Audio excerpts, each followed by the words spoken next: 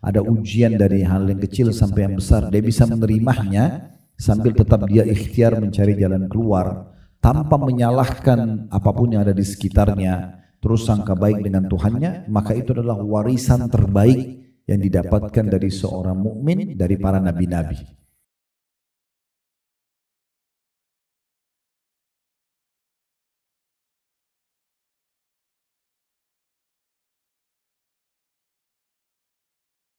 Assalamualaikum warahmatullahi wabarakatuh.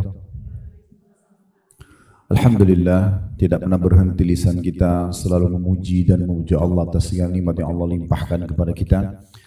Terutama Allah masih memberikan kita nikmat Islam dan iman yang dengannya kita jadi mengenal siapa pencipta alam semesta ini. Sudah kita bahas ibu-ibu sekalian dalil-dalil atau dimulai dari definisi sabar. Kemudian kita sudah panjang lebar menjelaskan bagaimana ayat-ayat Al-Quran yang membahas tentang masalah ujian dan juga bagaimana harusnya solusinya hanya satu, yaitu sabar. Juga sudah kita jelaskan pada pertemuan yang lalu adalah hadis-hadis Nabi SAW berhubungan dengan masalah sabar. Bagi yang pegang bukunya tentunya itu dimulai dari halaman 7 tentang definisi sabar. Dan kalau saya simpulkan, sabar itu adalah menerima takdir Allah dan ikhtiar mencari jalan keluar, Bu ya. Jadi kalau misalnya kita bangun tidur sakit, maka sabar solusinya, tidak ada yang lainnya. Artinya kita terima dulu itu adalah keputusan Allah, Allah sedang menguji saya, lalu kemudian ikhtiar mencari jalan keluar. Misalnya dengan minum obat, minum teh hangat, itu sabar. Jadi bukan sabar tuh duduk manis lalu mengelus dada, ya udahlah terima aja begini tanpa ada ikhtiar. Harus dihubungkan dengan menerima takdir dan ikhtiar. Itu baru diistilahkan dengan sabar. Dan juga cukup banyak ayat-ayat Al-Quran yang membahas tentang masalah itu. Seperti misalnya kita sudah membahas, saya pilih saja potongan-potongan ayatnya. Mengingatkan di halaman 15 ada surah Yusuf ayat 90. Innahu may yattaqi wa yasbir fa innallaha la yudhi'u ajral muhsinin. Sesungguhnya barang siapa yang bertakwa, patuh kepada Allah dan bersabar terhadap ujian yang ada, maka sungguhnya Allah tidak akan menyia-nyiakan pahala orang-orang yang berbuat baik. Karena kalau ibu mau lepas dari ujian tidak mungkin, pasti akan datang. Sistem yang Allah sudah buat, sebagaimana kita sehat, kita sakit. Sebagaimana kita muda, kita tua, gitu ya. Sebagaimana kita lapar, kita kenyang. Ini pasang-pasangan semua, ada laki-laki, ada perempuan, ada siang, ada malam. Ada hidup, ada mati, ada dunia, ada akhirat. Di akhirat pun ada surga dan ada neraka. Maka kalau kita faham ternyata ini sebuah sistem, sebagaimana saya sehat, satu waktu saya akan sakit, maka di saat sakit kita bisa menerimanya. Ya, tentu tergantung kadar berat ringannya penyakitnya, itu tergantung dari ujian dari Allah Subhanahu wa taala. Tapi itu pasti datang. Nah, orang yang faham ternyata sebagaimana dulu saya pernah sehat, berarti sekarang saya sakit, maka solusinya adalah sabar. Itu adalah jalan yang terbaik. Karena ibu biar berkeluh kesah pada saat ujian sudah datang, tidak akan mendatangkan solusinya. Misalnya ibu bangun tidur demam, lalu ibu marah-marah misalnya, ibu gak bisa terima. Ini siapa sih yang dinginin AC-nya semalam, siapa sih gini, oh cuacanya sih semalam dingin hujan, tidak ada manfaatnya. Tidak akan menghilangkan ujian tersebut.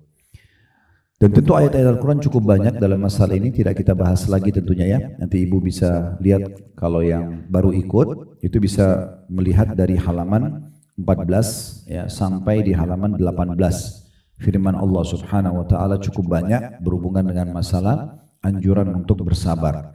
Dan ayat yang sangat luar biasa itu disebutkan di halaman 18-nya surah Ar-Ra'd ayat 23 sampai 24. Ini ayat-ayat yang saya pilih saja untuk kita ingatkan kembali ya.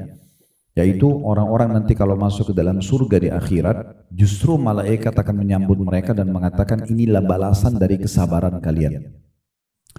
Wal malaikatu yadkhuluna alaihim min kulli bab salamun alaikum bima sabartum fa ni'ma uqbadar.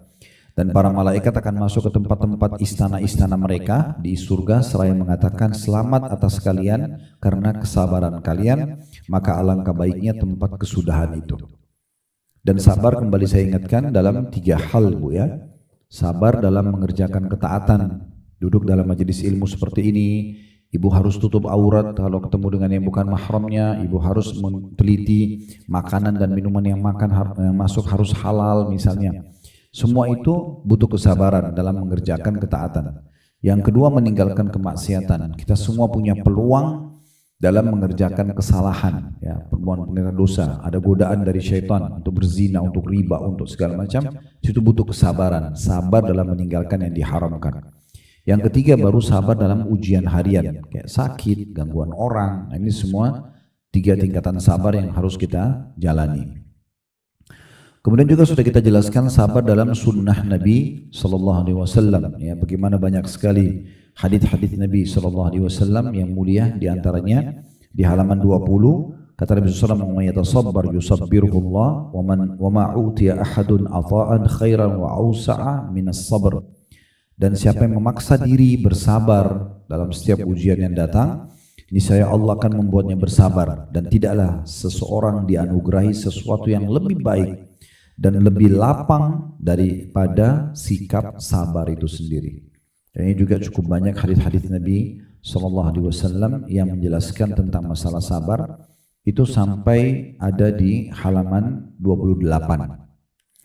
Sekarang kita akan masuk ke lembaran yang keempat. Bahasan kita pada siang ini perkataan-perkataan agung tentang sabar. Sekarang perkataan para ulama-ulama tentang masalah sabar. Bagaimana kita memang umat Islam ini dikenal dengan umat yang penuh dengan kesabaran, gitu ya.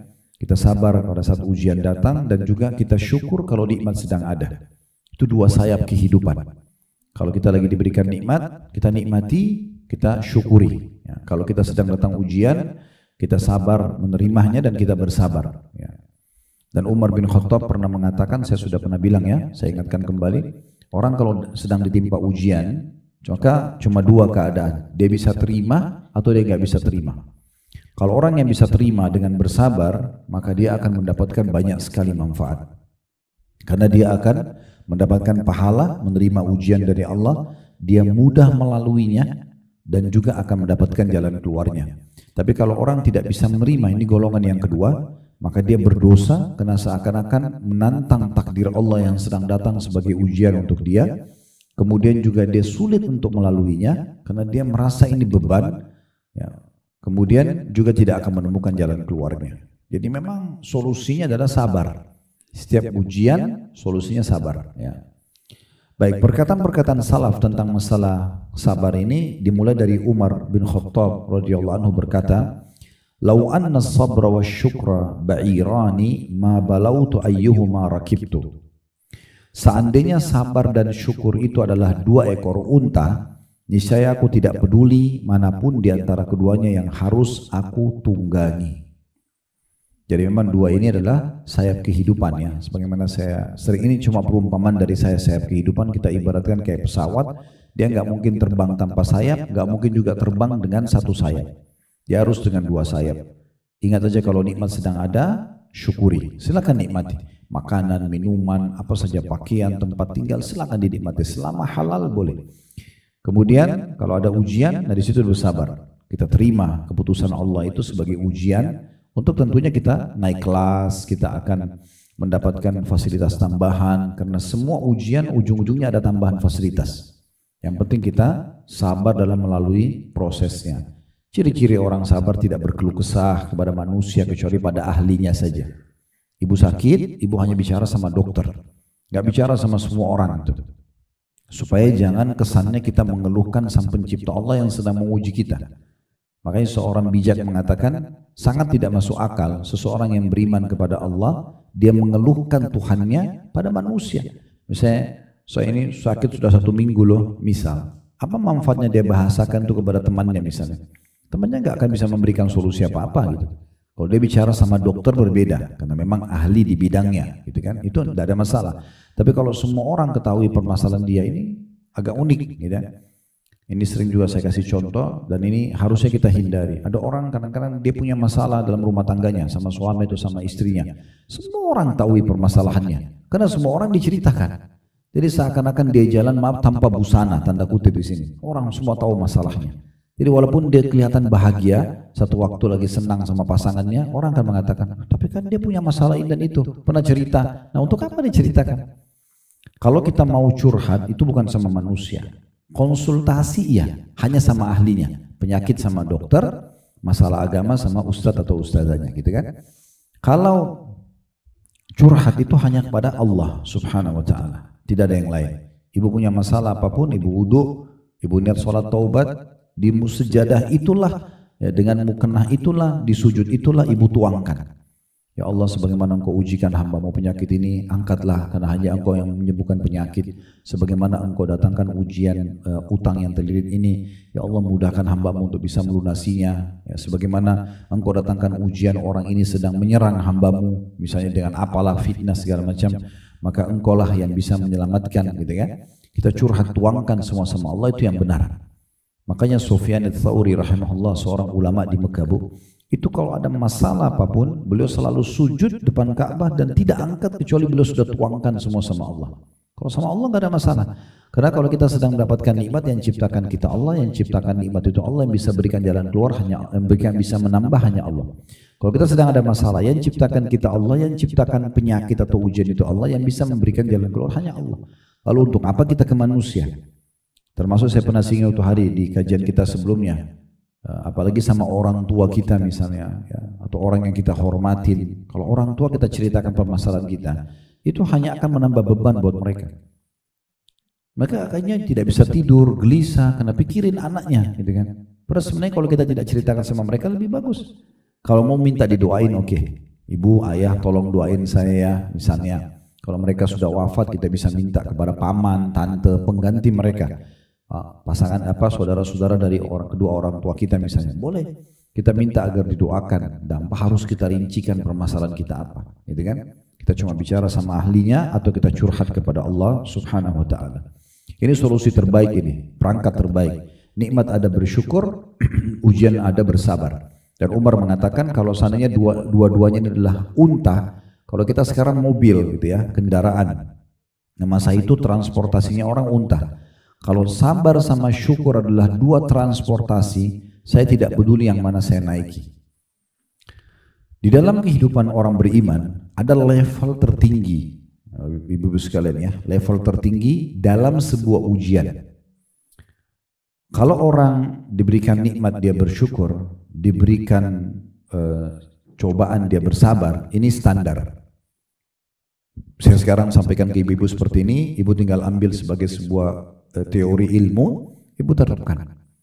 Lagi ada nikmat, makan ada, istirahat bisa, pasangan hidup, anak-anak, segala macam, alhamdulillah, kita syukuri. Ada ujian datang, saya lagi sakit, lagi ada masalah apa, kita sabarin, terima, kita sambil berdoa sama Allah. Itu standar orang beriman. Sebagaimana sabda Nabi SAW yang juga hadisnya pernah kita jelaskan di bab sebelumnya. Ajaban di amri mu'min, sungguh mengagumkan perkara orang beriman, wala yakunu dzalika illa li mu'min. Dan itu tidak dimiliki kecuali oleh orang beriman saja. In asabahu sarra syakar. Kalau diberikan nikmat dia bersyukur. Wa in asabahu dharra sabar. Kalau diberikan ujian dia bersabar. Tapi ada level lebih tinggi dari itu. Yaitu dia diberikan nikmat bersyukur, dia diberikan ujian bersyukur. Dalam ujian pun dia bersyukur. Dia bukan lagi ya, bersabar, sudah lebih di atasnya. Tapi ini biasanya levelnya bisa diraih kalau kita sudah terbiasa dengan ujian apapun kita sabar, lama-lama kita syukurin, lama-lama kita bisa bersyukur. Ini level memang paling tinggi, gitu kan? Makanya Nabi Muhammad SAW dalam mengerjakan ibadah, Bu, itu bukan lagi karena mengejar keutamaannya. Waktu beliau sholat malam, kakinya sampai pecah-pecah, dan Aisyah pun istrinya prihatin radhiyallahu anha, mengatakan, ya Rasulullah, kenapa anda lakukan ini? Bukankah dosa anda sudah dimaafkan yang lalu dan akan datang? Semua sudah dimaafkan, yang lalu dan akan datang semua sudah tidak ada lagi dosa anda. Sudah dijamin masuk surga. Kenapa harus ibadah sampai seperti ini? Sangat luar biasa memaksakan diri gitu. Kata Nabi apa? Apakah ini perintah Allah? Bukan lagi karena perintah. Nabi cuma mengatakan, afala akunu abdan syakura. Apakah saya tidak bisa menjadi hamba yang bersyukur? Jadi beliau beribadah bukan lagi kejar keutamaannya lagi. Kita mungkin, kenapa ibu pergi haji? Oh, supaya dosa-dosa saya dimaafkan. Kalau Nabi bukan lagi itu, sebagai tanda syukurnya kepada Allah. Ya. Kenapa ibu sholat malam? Supaya doa saya diijabah. Kan orang kalau sholat malam doanya mustajab misalnya. Kalau Nabi bukan lagi karena itu. Semua justru sudah karena syukurnya kepada Allah subhanahu wa ta'ala. Bagaimana caranya kita bisa bersyukur sementara ujian sedang ada? Poinnya, jawabannya adalah dengan bersangka baik kepada Allah. Ibu harus tahu, Allah tahu ibu sedang sakit. Allah tahu ibu sedang ada masalah. Allah datangkan ujian tersebut. Tidak perlu kita salahkan siapapun ada di sekitar kita. Oh sebabnya dia, nggak usah. Kita langsung bersangka baik kepada Allah. Allah gerakkan orang-orang ini sebagai ujian buat saya. Kalau ibu bilang, tapi kan berat Ustaz, gimana caranya ujian datang kita bersyukur? Coba berpikir positif ya. Ada ulama kasih gambaran, ada beberapa derajat di surga. Tidak bisa diraih ibu, kecuali ibu sholat malam 100 tahun. Ibu sedekah 100 tahun. Ibu bakti sama orang tua 100 tahun. Sementara umur kita misalnya Allah kasih 80 saja. Udah meninggal misal. Tapi Allah mau kita sampai ke derajat itu. Bagaimana? Allah datangkan ujian. Ujian itu nanti meringkas kita 20 tahun bisa sampai ke sana. Mungkin dengan sakit akhirnya rutin harus minum obat gitu ya. Sehingga penyakit itu memang harus dinetralkan dengan obat. Misalnya contoh ya, seperti ada orang kena diabetes atau kena apa. Itu semua ujian, tidak ada yang sia-sia dalam agama. Semua yang datang sebagai ujian itu peninggian derajat, pembersihan dosa-dosa. Semuanya itu. Dalam hadis yang lain, kalau orang-orang yang sedikit ujiannya di dunia melihat bagaimana besarnya balasan untuk orang-orang yang banyak ujiannya di dunia. Nanti di akhirat kita dibangkitkan di mahsyar, orang-orang yang sedikit ujiannya di dunia akan lihat orang yang banyak ujiannya. Karena banyaknya pahala yang didapatkan oleh orang yang diuji di dunia yang banyak ini dan nanti akan membawa derajat mereka tinggi di surga, maka yang sedikit ujiannya berharap di saat itu dikembalikan ke dunia untuk diberikan ujian dengan digunting-gunting kulit badan mereka. Supaya mereka juga dapat pahala seperti yang dikasih kepada orang-orang tersebut. Jadi kalau cuma sekedar sakit flu, demam, gangguan orang, apalagi semua orang diuji begitu Bu ya. Siapa di sini sering saya tanya itu di pengajian kita kan? Siapa di antara kita belum pernah flu, belum pernah demam, belum pernah sakit gigi, belum pernah sakit kepala, belum pernah keselio, belum pernah digosipin orang, misalnya. Atau siapa di antara kita yang orang utang semuanya bayar? Semua orang diuji begitu. Siapa di antara kita seumur hidup belum pernah ditipu? Ada nggak? Coba.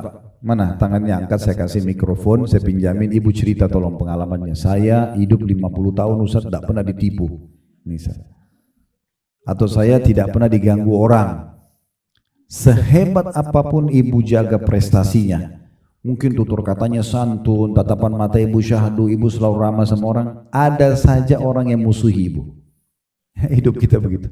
Kalau Rasulullah SAW saja manusia terbaik, akhlaknya paling sempurna, ada saja orang yang musuhin, apalagi kita. Yang penting kita sedang tidak salah, sabar aja. Pasti akan ada titik jalan keluarnya nanti. Di ujungnya nanti kita Allah akan berikan kemenangan, orang itu akan diberikan hukumannya. Gitu ya. Kemudian beliau juga berkata, masih di perkataan yang pertama, Umar berkata, wajadna khaira aishina bis sabr. Kami mendapatkan kebaikan hidup kami justru dengan bersabar. Ya, karena kalau syukur semua orang bisa bersyukur di saat ada nikmat. Tapi kalau ujian datang dia bersabar ini luar biasa gitu. Apalagi kalau level lebih tinggi tadi, ujian datang alhamdulillah. Ya. Saya pernah kasih contoh itu supaya mudah difaham kalau masih ingat ya. Kadang-kadang kalau kita ditanya mau lapar gak? Mungkin kita bilang nggak mau. Mau haus gak? Nggak mau. Mau capek gak? Nggak mau. Tapi kita lupa.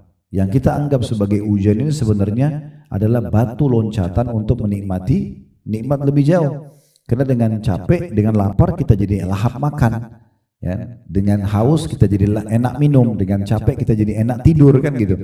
Jadi semua itu adalah nikmat yang bisa disyukuri walaupun ujian dalam mata sebagian orang atau di pandangan sebagian orang gitu ya.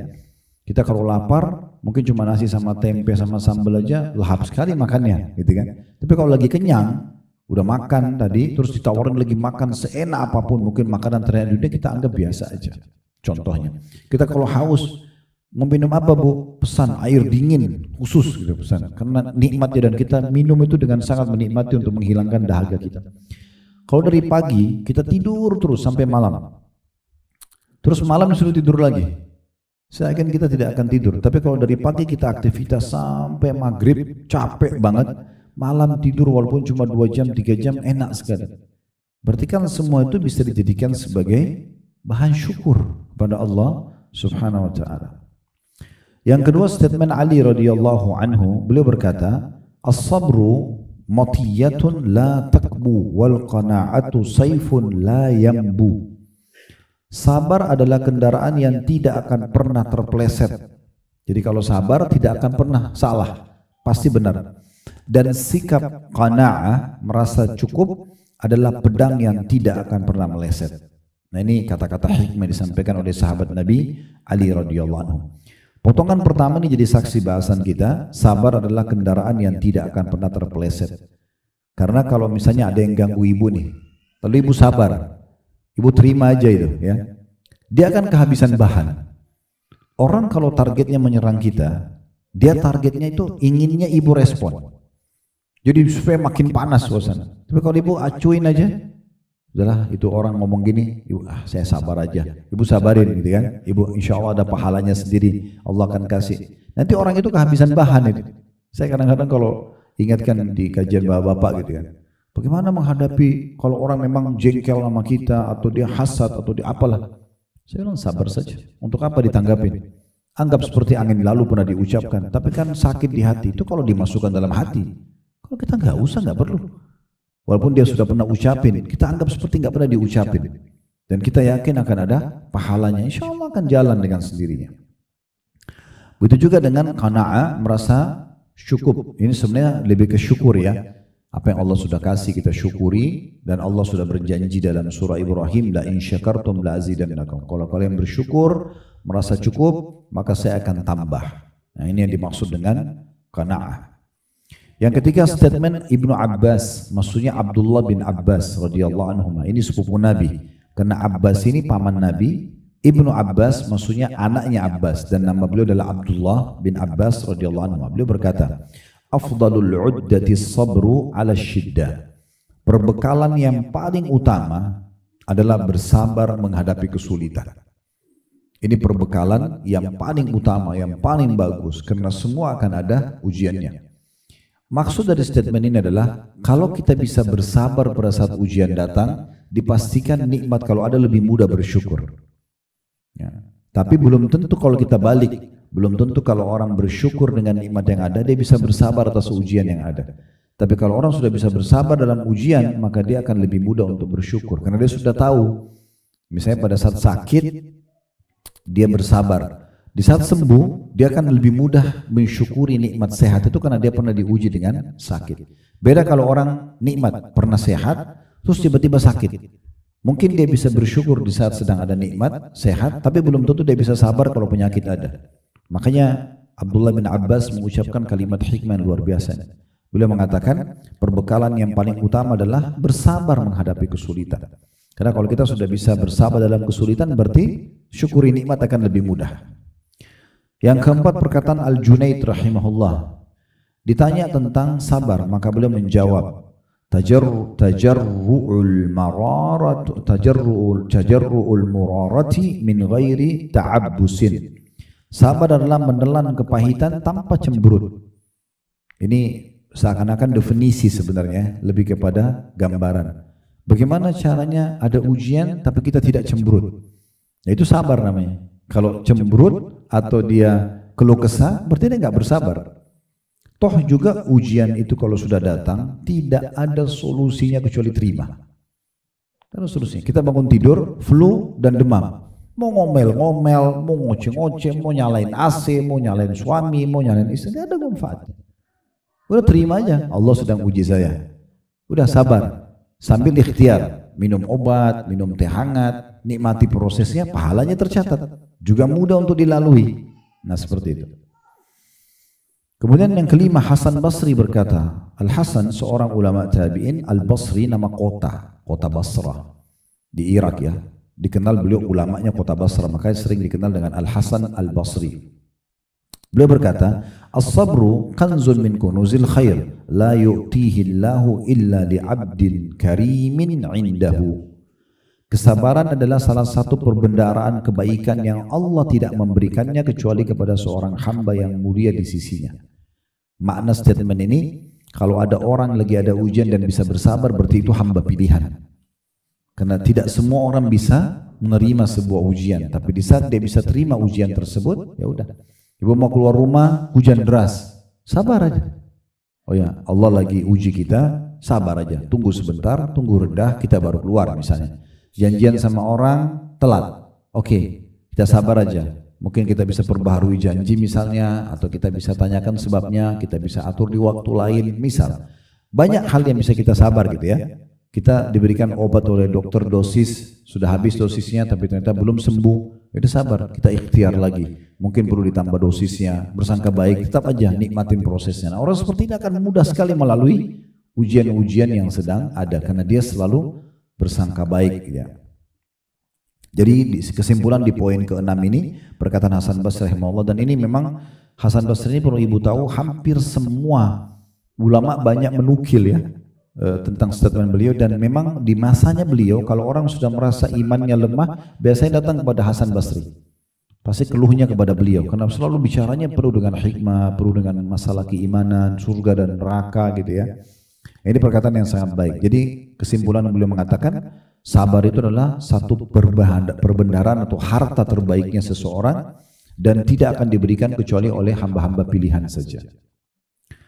Yang keenam perkataan Sa'id bin Jubair rahimahullah, ini juga seorang tabi'in, seorang yang sangat soleh namanya Sa'id. Ada beberapa orang nama Sa'id yang sangat soleh waktu itu di masa tabi'in, ada Sa'id bin Jubair, ada Sa'id bin Musayyib ya, tapi ini termasuk orang-orang yang sangat soleh.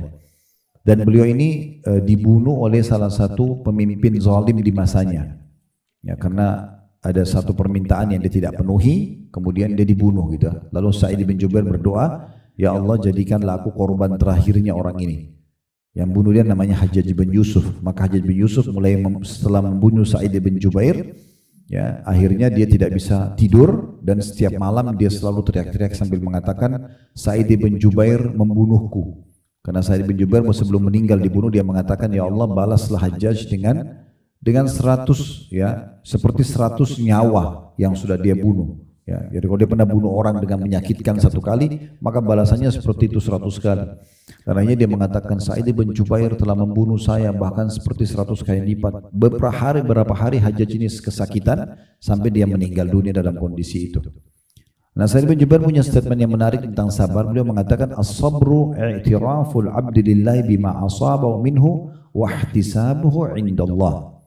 Sabar adalah pengakuan seorang hamba kepada Allah dengan musibah yang menimpah darinya dan pengharapan seorang hamba untuk mendapatkan pahala di sisinya. Jadi seakan-akan definisi Sa'id ini menjelaskan kepada kita, kalau ujian sedang datang, maka seorang hamba itu mengakui, oh ini Tuhanku sedang menguji saya. Itu kemudian dia mengharapkan pahala balasan dari Allah sehingga dia menerima ujian tersebut. Ibu jangan lupa sifat-sifat Allah. Allah itu alim, maha mengetahui ya. Allah itu basir, maha melihat. Allah itu sami, maha mendengar. Jadi jangan berpikir Allah tidak tahu. Allah tahu semua apa yang menimpa kita. Dan ada hadis yang lain mendukung, ada sebuah hadis yang memberikan berita gembira kepada kita. Kata Nabi SAW, Allah tidak akan menguji hamba di atas kapasitasnya. Jadi kalau ujian itu sedang datang, Bu, sebenarnya Allah tahu ibu mampu lalui. Tinggal kita coba ikhtiar mencari solusinya sambil menikmati prosesnya gitu. Kemudian yang ketujuh perkataan Maimun ibn Mihran rahimahullah, ini juga seorang yang saleh di masanya ya. Dia juga berkata tentang sabar, mana la abdun syai'an min jismil khairi min nabiyyin aw ghairi illa bis sabri. Tidaklah seorang hamba meraih sesuatu dari jasmani kebaikan, baik dari seorang nabi atau selainnya, melainkan dengan kesabaran. Artinya kalau seseorang sudah bisa mendapatkan sabar dalam hidupnya, ada ujian dari hal yang kecil sampai yang besar, dia bisa menerimanya sambil tetap dia ikhtiar mencari jalan keluar tanpa menyalahkan apapun yang ada di sekitarnya, terus sangka baik dengan Tuhannya, maka itu adalah warisan terbaik yang didapatkan dari seorang mukmin dari para nabi-nabi. Baik, yang kedelapan perkataan Umar bin Abdul Aziz rahimahullah. Umar bin Abdul Aziz ini salah satu cucunya Umar bin Khattab ya. Umar bin Abdul Aziz, Abdul Aziz ini ayahnya. Abdul Aziz ini ayahnya lagi itu anaknya Umar. Lalu Umar bin Khattab gitu kan. Jadi Umar bin Aziz ini salah satu raja di masanya di tahun 99 sampai 101 Hijriah, dan dia sangat terkenal dengan kesolehannya gitu ya. Dia berkata tentang sabar, ma'an amallahu ala 'abdin ni'matan fantaza'aha minhu dalam kurung fa'adahu makanaha as-sabr illa kana ma'awwadahu khairan mimman taza'ahu minhu. Tidaklah Allah melimpahkan satu nikmat kepada seorang hamba lalu dia mencabutnya darinya dalam kurung lalu menggantikan untuknya sesuatu kesabaran pada kedudukannya, melainkan apa yang dijadikannya pengganti itu lebih baik daripada apa yang dicabut darinya. Maksudnya kalau ibu diuji sesuatu, ibu sabar nih, Allah lagi uji saya, gangguan orang kah, gagal dalam bisnis kah, apalah segala macam ya. Terus kemudian ibu sabar nih, maka pastikan Allah sedang menyiapkan pengganti lebih baik dari apa yang ibu jadikan target tadi. Berapa banyak orang gagal menikah dengan seseorang, ternyata setelah sekian tahun baru dia tahu, oh lebih baik memang kalau dia tidak nikah sama orang itu. Berapa banyak orang setelah sekian tahun berjalan baru dia tahu, oh memang lebih baik kalau dia tidak bisnis sama orang itu. Kalau beberapa tahun setelah jalan dari hidupnya baru dia tahu, oh untung saya dulu tidak pindah ke negeri sana misalnya. Itu dengan hikmah yang luar biasa. Karena dia bisa menerima keputusan Allah, akhirnya Allah berikan yang terbaik. Saya tidak tahu pernah saya sampaikan kisah ini atau tidak, tapi kalaupun sudah, mohon maaf saya ulangi, kalau belum berarti pelajaran nanti. Ada seorang dosen di Ummul Qura di Mekah, beliau Dr. Muhammad namanya. Dia ceritakan dalam kaset ceramah dia. Waktu itu masih pakai kaset saya dengar, belum DVD, belum CD, belum apalagi sekarang sudah teknologi lebih canggih. Waktu itu masih dalam bentuk kaset. Dan ceramahnya Masya Allah banyak tersebar waktu itu di kota Mekah. Ya, saya kebetulan dengar, salah satunya dia cerita tentang sahabat dekatnya. Sahabat dekatnya pernah mau nikah sama seorang wanita dan melamar diterima. Intinya sudah ditentukan tanggal pernikahan. Itu kisah nyata dia bilang. Nah setelah mungkin 3 bulan lagi pernikahan, tiba-tiba pihak perempuan batalin. Yang batalin si perempuannya. Kata Dr. Muhammad, teman saya ini berusaha mau komunikasi sama perempuan ini nggak bisa, dia tutup diri, nggak bisa jelas, dia nggak mau jelasin apa. Tanya kepada orang tuanya perempuan, orang tua juga perempuan bilang tidak tahu, kita punya jawaban apa lagi. Karena sudah tanya anaknya kenapa nak, pokoknya nggak mau tahu, batalkan pernikahan, saya nggak mau sama laki-laki ini. Jadi ditolak. Kata Dr. Muhammad, teman saya ini semenjak perempuan itu batalin, selalu berdoa sama Allah. Ya Allah kembalikan wanita itu tuh buat saya yakin dia baik buat saya suka dia, apalah bahasa-bahasa orang yang sudah terlalu suka, apalagi sudah diterima dan tinggal akad nikah saja. Dia bilang selama 3 bulan berdoa dan Dr. Muhammad bilang saking seriusnya teman saya berdoa, sampai setiap kali saya lewat, misalnya antara azan iqamah dia lagi berdoa, saya sampai mengaminkan juga. Karena luar biasanya dia berdoa gitu, ngerengek-ngerengek sama Allah, sampai saya bilang ya Allah kasih orang ini gitu. Tapi Allah belum kasih. Sampai lewat tanggal hari pernikahan yang sudah ditentukan, rupanya perempuan tunggu itu. Setelah itu dia dilamar laki-laki lain, dia menikah.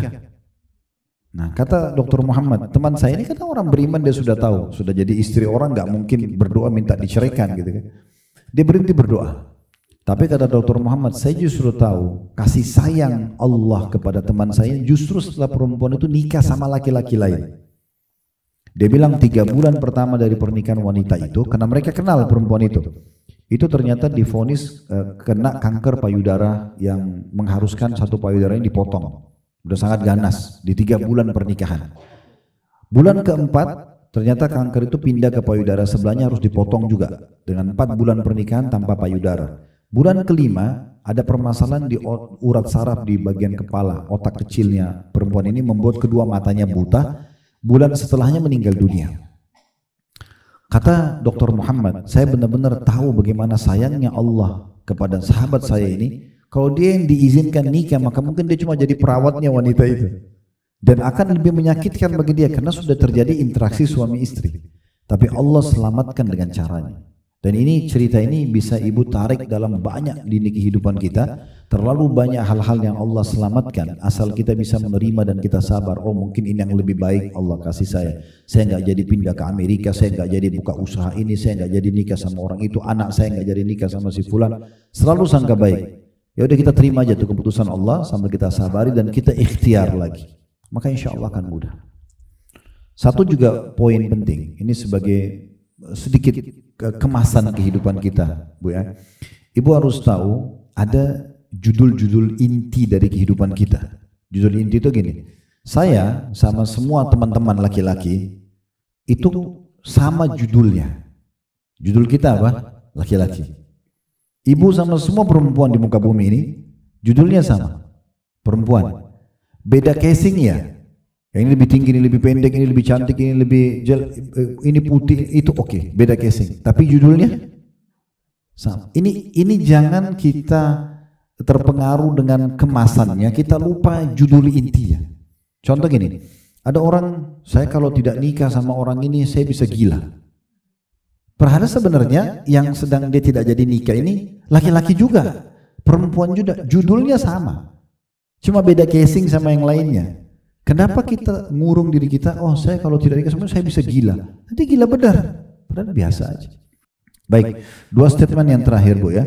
Statement nomor 9, ini perkataan Syekh Islam Ibnu Taimiyah rahimahullah. Tadi statement nomor 8 tolong diperhatikan, itu penting sekali Bu ya.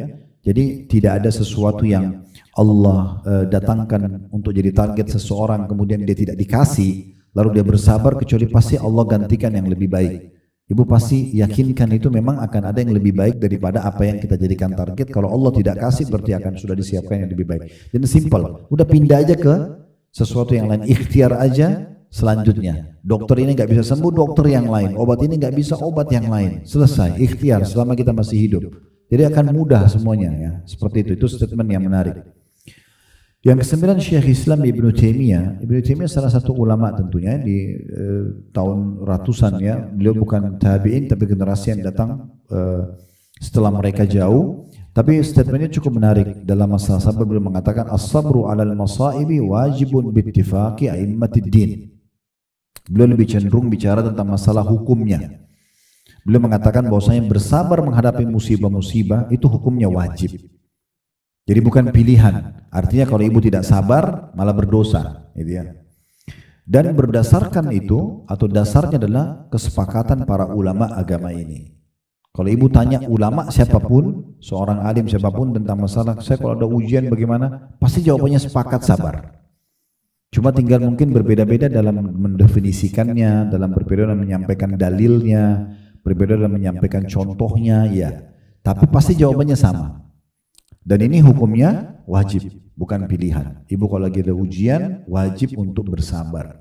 Jadi bukan cuma opsi, tapi memang dia adalah sebuah kewajiban. Ya. Yang terakhir perkataan Ibnu Qayyim al-Jauziyah, rahimahullah, ini muridnya Ibnu Taimiyah. Ya. Di poin 9 gurunya, poin 10 adalah muridnya. Dia mengatakan, Innallaha subhanahu wa ta'ala ja'ala sabra jawadan la yakbu, wa sariman la yambu, wa jundan la yuhzam wa hasinan la yuhdam wa la yuthlam. Artinya sesungguhnya Allah SWT menjadikan sabar sebagai kendaraan yang tidak pernah terpeleset, pedang yang tidak pernah meleset, tentara yang tidak bisa dikalahkan, dan benteng yang tidak bisa diruntuhkan dan juga tidak bisa dihancurkan. Saya sudah bilang tadi, ibu kalau datang ujian, dan umumnya biasa dari manusia, kalau ibu sabar, itu orang yang sedang mau menyakiti kita itu kehabisan akal. Kalau kita nggak respon, dia gosipin, dia fitnah, kita diam saja. Kehabisan bahan. Pernah ada orang datang kepada Ibnu Abbas, radhiyallahu anhu, sahabat Nabi yang mulia. Orang ini, subhanallah, datang melihat Ibnu Abbas pakai jubah baru, dan dia terkenal sebagai seorang sahabat dan ulamanya muslimin. Orang ini datang tiba-tiba caci maki, mentang-mentang sepupu Nabi, mentang-mentang begini, mentang-mentang, pokoknya dicaci maki. Ibnu Abbas diam saja, bu, nggak ada respon sama sekali. Ibnu Abbas tahu ini orang bodoh. Orang dia tidak melakukan kesalahan kok, tapi macam-macam dicaci maki. Di pinggir jalan lagi. Murid-muridnya Ibnu Abbas ini sudah pada panas semua nih, mau membalas orang itu. Ibnu Abbas diam, maka mereka diam semuanya. Karena nggak direspon, orang itu kehabisan kosakata. Nggak ada lagi yang dia bisa caci maki karena tidak ada responnya. Sekarang kalau ibu dicaci maki oleh seseorang, ibu balas, maka terbuka lagi celah, terus bantah-bantahan. Ini juga sekaligus saya sebutkan sebagai resep. Ibu insya Allah tidak. Tapi kalau terjadi cekcok sama suami, solusi terbaik diam. Diam dulu. Karena kadang-kadang kita kalau terpancing emosi nggak selesai masalah. Kalau dia sudah respon ngomong, oke, kita diamin dulu. Kita coba renungi dulu. Kalau setelah tenang, ya, baru kemudian kita coba cerna, oh jawaban saya seperti ini. Itu akan jauh lebih baik. Karena kita kalau tidak menjawab orang yang sedang emosi atau sedang ada masalah sama kita, itu akan sangat meredah permasalahan. Kalau kadang-kadang bu kita benar, tapi karena kita tidak sabar, itu jadi salah, terbalik keadaannya. Padahal kita benar tadi. Karena kita tidak sabar, malah kita kemana-mana bahasannya itu jadi panjang. Maka Ibnu Abbas radhiyallahu anhu ini diam. Orang itu kena kehabisan bahan, Bu. Akhirnya dia diam. Lalu Ibnu Abbas setelah orang itu diam lalu mengatakan, "Apa kau sudah selesai?" Dia bilang, "Iya." Lalu Ibnu Abbas tahu permasalahan orang ini sebenarnya cemburu lihat jubah Ibnu Abbas yang baru. Dibuka sampai dia jubahnya dikasih. "Ambillah ini hadiah dari kami." Lalu dia bilang sama murid-muridnya, "Sampaikan kepada dia alamat kita." Maka semenjak hari itu karena orang itu malu, dia menjadi murid. Ada lagi ulama yang lain, seingat saya ini kisah Abu Muslim Al-Khulani rahimahullah. Beliau pernah, karena sabarnya gitu, ada orang yang sengaja datang untuk dibayar untuk caci maki dia. Jadi dibayar untuk caci maki, pokoknya sakiti orang ini, dibayar gitu. Dicaci maki, dihina-hina, selain lisan praktek-praktek badan. Biasanya kan ada bahasa badan menghina ya, mencibir segala macam. Sama beliau diam aja, tidak dipedulikan. Sampai orang yang dibayar ini bilang, "Saya pertama kali ketemu orang seperti ini, sampai saya malu sendiri karena saya caci maki dia tidak respon." Jadi akhirnya dia malu sendiri. Itu senjata yang paling bagus sebenarnya, seakan-akan kita menyerang balik tapi kita nggak kelihatan. Pernah dengar riwayat Bukhari waktu Nabi SAW sedang jalan sama Aisyah radhiyallahu anha, ada beberapa pendeta Yahudi lewat, lalu mereka bilang begini, "Assalamu alaikum." Kan harusnya assalam ya. Alif, lam, sin, lam lagi alif, kemudian mim. Assalam artinya keselamatan. Ini lam alifnya itu diganti alif saja. Jadi assam, assalam keselamatan, assam artinya kematian. Orang Yahudi ini pikir Nabi nggak dengar. Jadi mereka bilang assam alaikum. Dia maksudnya mau doain Nabi supaya kamu mati gitu ya. Terus Aisyah marah. Waktu itu Nabi jawab wa'alaikum. Tahu apa artinya wa'alaikum, Bu? Dan untuk kalian. Tapi Nabi gak emosi. Kan kalau kita bilang assalamualaikum semoga keselamatan dunia akhirat buat kamu, kita kan bilang wa'alaikumussalam untuk kamu juga gitu kan. Nabi cuma bilang wa'alaikum. Kan memang sunnahnya kalau orang kafir ucapin salam sama kita, kita jawab wa'alaikum saja kan. Nabi bilang wa'alaikum. Aisyah marah. Nabi sambil hadap ke Yahudi itu menghadap lalu marah-marah mengatakan semoga kalian yang mati. Gitu-gitu. Langsung Nabi bilang, "Hai Aisyah, tenang aja." Nabi bilang apa? "Hai Aisyah, tenang aja." Aisyah bilang, "Ya Rasulullah, tidakkah Anda dengar apa yang mereka bilang? Masa mereka bilang kematian bukan bilang keselamatan gitu?" Nabi dengan tenang jawab begini, "Hai Aisyah, tidakkah kau dengar apa yang saya jawab?" Saya udah jawab, "Wa'alaikum." Tapi gak perlu marah-marah gitu. Gak. Jawabannya tepat sekali kan, dengan tenang untuk kalian juga. Selesai. Nabi bilang gitu. Lalu Nabi bilang apa? "Ingatlah doa kita kepada Allah untuk mereka diterima. Tapi doa mereka kepada Allah untuk kita nggak diterima. Orang kafir doain orang Islam tidak akan diterima. Hancurkan orang Islam apa nggak diterima. Orang Islam doa itu bisa diterima." Itu contohnya bagaimana Nabi SAW menghadapi sikap yang luar biasa. Dengan sangat tenang, dengan sangat santai gitu ya. Seperti itulah. Makanya perkataan Ibnu Qayyim ini luar biasa, rahimahullah. Bagaimana beliau mengatakan, sesungguhnya sabar itu adalah kendaraan yang tidak pernah terpeleset, pedang yang tidak pernah meleset, ya, artinya kendaraan terbaik kalau untuk menghadapi masalah. Pedang meleset, tidak pernah meleset, maksudnya akan kena sasaran, orang yang serang kita akan kena balik ke dia. Tentara yang tidak bisa dikalahkan dan benteng yang tidak bisa diruntuhkan selama orang sabar, karena dia tidak, orang yang serang kita tidak akan pernah menemukan celah untuk menyerang kita, gitu ya. Jadi sabar ini sangat mahal, makanya satu buku ini khusus bahas masalah sabar aja. Karena memang untuk melahirkan itu sebagai sebuah karakter butuh ilmu, butuh teori, butuh kisah-kisah, butuh dalil yang membuat akhirnya kita bisa menerima.